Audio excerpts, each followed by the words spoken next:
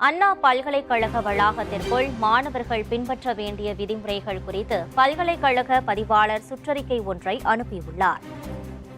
அண்ணா பல்கலைக்கழக வளாகத்தில் மாணவி ஒருவர் பாலியல் வன்கொடுமைக்கு ஆளாக்கப்பட்ட சம்பவத்திற்கு பிறகு விடுதி நேரத்தில் கட்டுப்பாடு விதிக்கப்படும் என எதிர்பார்க்கப்பட்ட நிலையில் கட்டுப்பாடுகள் இல்லாமல் பழைய முறையே பின்பற்றப்படும் என அறிவிக்கப்பட்டுள்ளது. அந்த வகையில் அண்ணா பல்கலைக்கழக வளாகத்திற்குள் பின்பற்ற வேண்டிய விதிமுறைகள் குறித்து அண்ணா பல்கலைக்கழக பதிவாளர் சுற்றறிக்கை வெளியிட்டுள்ளார்.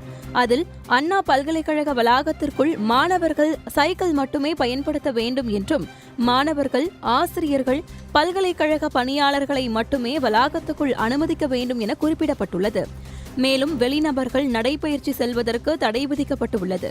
மாலை இரவு நேரத்தில் பல்கலைக்கழக வளாகத்தில் பாதுகாவலர்கள் ரோந்து செல்ல வேண்டும் எனவும், பணி முடிந்ததும் கட்டுமான தொழிலாளர்கள் பல்கலைக்கழக வளாகத்தை விட்டு வெளியேற வேண்டும் என்றும் கூறப்பட்டுள்ளது. அதோடு பல்கலைக்கழக வளாகத்திற்குள் அங்கீகரிக்கப்படாத வாகனங்கள் நிறுத்தப்பட்டால் போலீசில் புகார் அளிக்கப்படும் எனவும் தெரிவிக்கப்பட்டுள்ளது.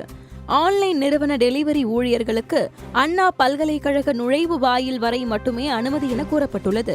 மாணவர்கள் எப்போதும் தங்கள் அடையாள அட்டையை அணிந்திருக்க வேண்டும். பல்கலைக்கழக வளாகம் முழுவதும் சிசிடிவி கேமரா, மின் விளக்குகள் செயல்படுவதை உறுதி செய்ய வேண்டும் என கூறப்பட்டுள்ளது.